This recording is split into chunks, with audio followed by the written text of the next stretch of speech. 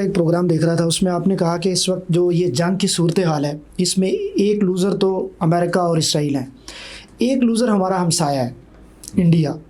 اب تھوڑا سا ایک تو اس کو ایکسپلین کریں. دوسرا کویشچن میں پہلے آپ کو مکمل کر دیتا ہوں.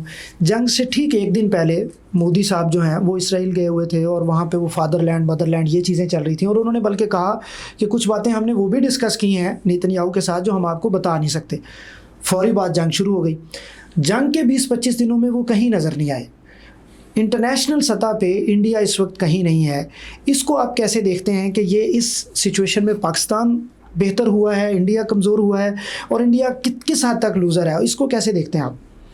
میرا خیال ہے میں انڈیا حکومت ان جنرل اور پرائم منسٹر مودی کے ساتھ افسوس کر سکتا ہوں کہ ان کی اسٹریٹجی بیک فائر کی، اور وہ کیوں کیا میں ایکسپلین کر دیتا ہوں. اسٹریٹجی بھی تھوڑی بتا دیں ان کی تھی کیا ایگزیکٹ؟ اسٹریٹجی یہ تھی ڈاکٹر صاحب کہ انڈین پرائم منسٹر نے بہت اپنے پوائنٹ آف ویو سے بڑا ٹائملی کیش کیا سچویشن اپنے پرسپیکٹو سے. ٹائمنگ یہ ہے کہ امریکہ اور اسرائیل ایران پر حملہ آور ہونے والے ہیں. ساری انڈیا کا ریکارڈ چیک کر لیں 78 سال کا.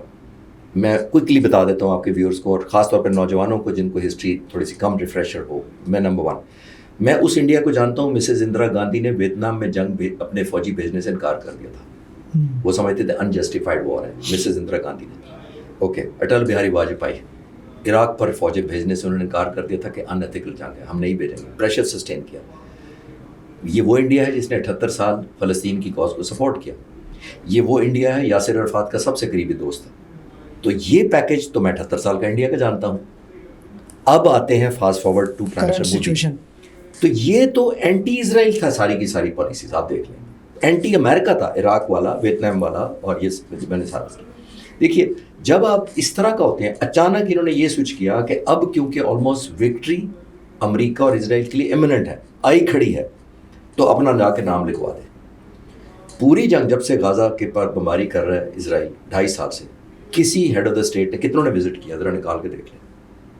سوائے میرا خیال ہے انڈین پرائم منسٹر کے کوئی بھی نہیں گیا. انہوں نے سوچا کہ اس وقت یہ وننگ اسٹریک ہے، میں بھی اپنا نام جا کے وننگ اسٹروک کے اندر لکھوا دوں کہ جناب میں بھی حاضر ہوں. نمبر 1 انہوں نے مس ٹائم کیا. انہوں نے جا کے اسرائیل کو اشور کروایا، اور آپ نے دیکھا جنگ شروع ہونے کے سب سے پہلے انڈیا کو پرمیشن ملی کہ روس سے تیل لے سکتے ہیں آپ. وہ نیتنیاہو نے لے کے دی پرمیشن، کیونکہ 70-80% ان کی اسی street of harms per dependent ہے. ایک بات. دوسرا ایک اور امپورٹنٹ فیکٹر ہمیں ضرور یاد رکھنا چاہیے. میں اپنے آرگومنٹ کے سپورٹ میں کہتا ہوں چابہار پورٹ، میں اسے لنک کرتا ہوں. اسٹریٹجک پارٹنرشپ ہے ان کی، اسٹریٹجک پارٹنرشپ ہے ایران کے ساتھ. ابھی تک امریکہ اور اسرائیل نے ایک اسٹرائک بھی نہیں کی چابہار پر. کیوں نہیں کی؟ کیونکہ یہ پہلے سے درخواست دے دی گئی کہ جناب جب آپ قبضہ کر لیں گے ایران پر، یہ الوژن کی بات، ہماری طرف نہیں آنا، آپ نے اس ایریا میں نہ لانا، کیونکہ یہ تو میں نے کنسٹرکٹ کیا ہے.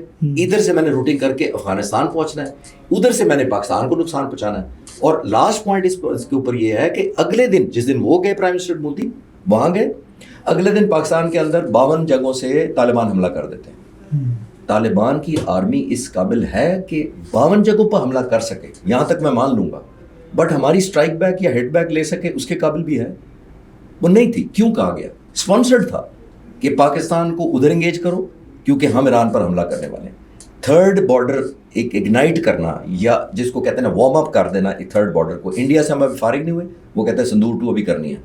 52 جگہوں پر ادھر سے حملہ کر دیا آپ نے، یہ دوسرا بارڈر. تیسرے پہ ایران کے اوپر حملہ ور ہو گیا امریکہ اور اسرائیل. تو آپ دیکھیے کیا ہاسٹیلٹیز کریٹ ہو رہی ہے. چابہار کو ٹچ ہی نہیں کیا گیا. چابہار کو کیوں نہیں ٹچ کیا گیا؟ اتنا کرٹیکل پورٹ ہے ان کا، اس وجہ سے ٹچ نہیں کیا گیا کہ آلموسٹ ایک انڈرسٹینڈنگ ہو گئی کہ ہم اس کو نہیں کریں گے، یہ تو ہم نے آپ کے لیے چھوڑ دیا کیونکہ آپ نے بڑا کام لینا ہے طالبان سے بھی، اور ایران جب سو کالڈ ہم قبضہ کر لیں گے تو پھر آپ کو سیف پیسے چاہیے، اس کو کیوں ڈسٹرائے کریں. تو آئی تھنک یہ کنائمنس بیک فائر بری طرح کی ہے. انڈیا کے اندر اتنا کرٹیسائز ہو رہا ہے. پرائم منسٹر مودی دیکھے کتنے کرٹیسزم کا فیس کر رہے ہیں کہ ان کی اپوزیشن کہہ رہی ہے کہ آپ نے ایبسولوٹ ہماری اس سوورینٹی کو جو 78 سال سے اس کو کمپرومائز کر رہے ہیں. آج سر بی بی سی میں ایک آرٹیکل چھپا ہے، بی بی سی اردو میں، کہ انڈیا کی ایک اینالسٹ ہیں، انٹرنیشنل اینالسٹ، نینما باسو ان کا نام ہے. انہوں نے کہا کہ ہم فیلڈ مارشل جو پاکستان کے ہیں ان کو جو مرضی کہیں انڈیا میں، لیکن اپنے ملک کے لیے وہ بڑا اچھا کر رہے ہیں جو کہ مودی صاحب نہیں کر سکے. اس سارے سنیریو میں کہ جو سالسی میں اور اس ساری چیزوں میں تھا، تو وہ پاکستان کے لوگ تو نظر آ رہے ہیں لیکن انڈیا کے لوگ کہیں نظر نہیں آ رہے. بالکل ٹھیک وہ کہہ رہی ہیں، کیونکہ دیکھیے انڈیا نے اس پورے میں ایران کی پرسپیکٹو سے اپنی ریلیونس کھو دی. اور اگر کوئی رہی صحیح کسر تھی تو وہ اس بحری جہاز کو جس کے اندر کوئی 160 لوگ جان سے گئے، وہ بہت بڑا ڈیزاسٹر تھا انڈین پوائنٹ آف ویو سے. میں کیوں سپورٹ کر کے پھر آپ کے جواب کی طرف آتا ہوں. 160 ایک جہاز ہے جو ان آرمڈ ہے, یوں سمجھ لیں.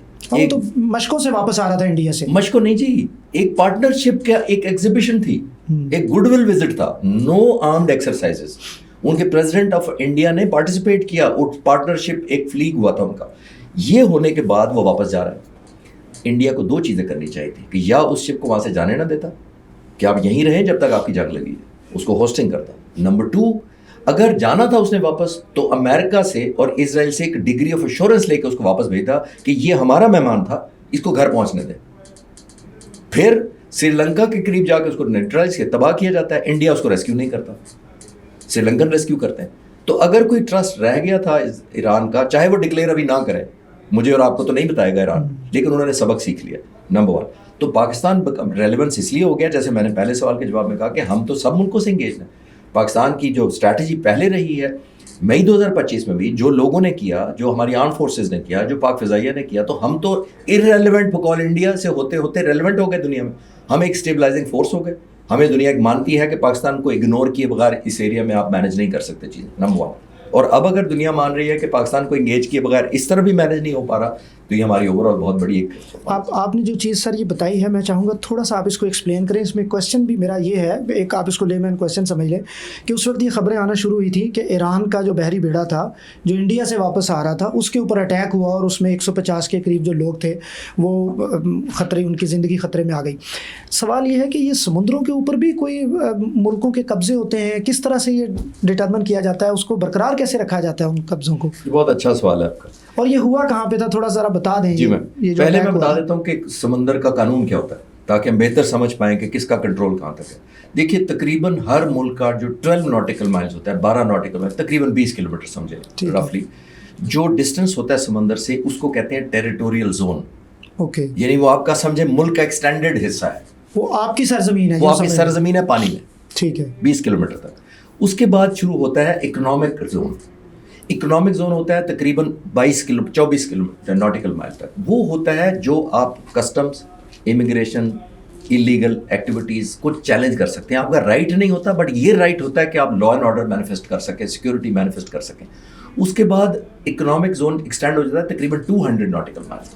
200 ناٹیکل مائل تک یہ ہوتا ہے کہ آپ فشنگ بھی کر سکتے ہیں, آپ منرل نکلے تو وہ بھی کیپٹلائز کر سکتے ہیں اپنے فائدے کے لیے. پھر ایک کہلاتا ہے اوپن سی. اوپن سیز پھر ہو جائے یہ اینی بڈی سی, یعنی وہ کسی کا بھی نہیں ہے, کسی کی اپلیکیبل نہیں ہوتی. جیسے سمندر کے آپ سینٹر میں پاکستان سے 200 کلومیٹر دور چلے جائیں تو وہ اینی بڈی سورس, وہ انڈیا کا بھی ہو سکتا ہے, وہ سری لنکا کا بھی ہو سکتا ہے, جو آپ. تو یہ مین ٹیریٹوریل جو انٹیگریٹی ہے جس کو آپ اپنا سمجھے سوورینٹی سمجھتے ہیں, وہ 20 کلومیٹر کے قریب ڈسٹینس ہوتا ہے رفلی. یہ ہے جو ہوتا ہے. یہ جو ہوا ہے یہ انڈیا سے روانہ ہوا ہے, اور ڈاؤن ورڈ جب سری لنکا کے ساؤتھ سے گزر رہا تھا انڈین اوشن کے اندر, تو تب ان کو ٹارپیڈو نے مارا ہے, جو سب مرین کا ٹارپیڈو تھا امریکن, ان کو ہٹ کیا گیا تھا. Very well knowing the location. یہ میں کہہ رہا ہوں کہ انڈیا کو کوآرڈینیٹ کرنا چاہیے تھا کہ یہ شپ فرینڈلی ہے, ہمارا مہمان ہے, اس کو وہاں تک پہنچنے دیں. اس کو ٹارپیڈو مارنے کا تو مطلب ہے کہ لوکیشن پاس کی گئی ہے, اس کو آئیڈینٹیفائی کرایا گیا کہ ایک جہاز آ رہا ہے. یعنی آپ کہتے ہیں کہ وہ اس وقت انڈیا نے وہاں پہ ان کے ساتھ مل کے یہ سب کچھ کروایا. پاسبلی, کیونکہ دیکھیے ایک موومنٹ اتنی بڑی ہے, ایز اے ہوسٹ انڈیا کو انشور کرنا چاہیے تھا, یا پھر ہوسٹ کرتے رہتے. وہ 1 مہینہ شپ رہ لیتا, بحری جہاز تو 2 مہینے 4 مہینے رہتے ہیں ایک دوسرے کے پاس جا کے. یہ تو فائٹر جہاز تو نہیں ہے کہ آپ نے پیٹرول بھرانا ہے اسی وقت ٹیک آف کر جانا ہے تو میں نے کہیں پہنچنا ہے. یہ انکریج کیے رکھتے ہیں اپنے ہوسٹنگ, جب تک ان کو شور نہ ہوتا کہ یہ سیف پیسیج امریکہ دینے کو تیار ہے, کیونکہ یہ ان آرمڈ جہاز تھا, یہ ایک گڈ ول کے لیے گیا تھا. اچھا خالد صاحب, اس وقت جو ایک بڑا سر سوشل میڈیا پہ اور ہر جگہ اسٹریٹ آف ہارمز کا, آبنائے ہارمز کا ذکر بڑا ہوتا ہے, اور کہتے ہیں کہ جی اب تو ہمیں لگتا ہے کہ شاید یہ تیل اور پیٹرول اور گیس وہاں سے نہیں آتی تھی, بلکہ پاکستان کی تو ہر چیز ہی شاید وہاں سے آتی تھی, جو مہنگائی کی وجہ سے بہت زیادہ مہنگی ہو گئی ہے. تو کویشچن یہ ہے کہ یہ کھل پائے گا یا نہیں کھلے گا, اس پہ فائنل قبضہ کس کا ہوگا, ایران کا ہوگا, یا اس سارے معاملے کے بعد امریکہ اور اس کے کچھ لوگ مل کے اس کے اوپر قبضہ کر لیں گے؟ یہ تھوڑا سا بتائیں. ڈاکٹر صاحب میں آپ کی, کیونکہ آپ آرتھوپیڈک سرجن ہیں تو میں ایک میڈیکل ٹرم یوز کر رہا ہوں. جی پلیز. اس کو کہتے ہیں اکنامک آرٹری دنیا کی, گلوبل اس کو کہتے ہیں. اور کیوں, اس کی وجہ سے کہ ریڈ سی دیکھ لیں آپ, انڈین اوشن دیکھ لیں, پرشین گلف دیکھ لیں, سب کو کنیکٹ کرتے ہیں. ایک ظاہر ہے کہ سوئز کنال ہے جو obviously اس وقت تو کسی خطرے میں نہیں ہے بنیادی طور پر, اور ایک باب المندر ہے وہ ایک علیحدہ ٹاپک ہے. لیکن یہ جو پیس ہے آلموسٹ 30-32 کلومیٹر چوڑا. ایک اور میں چیز کلیئر کرتا چلوں کہ 30-32 ہے ایک کوسٹ ٹو کوسٹ, لیکن یہاں پہ جو سرفیس ہے جو اتنی گہری نہیں ہے, یعنی جو انڈر گراؤنڈ واٹر ہے یہ اتنا ڈیپتھ نہیں ہے, تو اس کے پاس ہارڈلی کوئی 10 کلومیٹر کا ایسا پیسیج ہے جس کے اندر ہی بحری جہاز گزرتے ہیں. یہ 34 کلومیٹر نہیں ہے, پہلی بات تو یہ کلیئر کر لیں.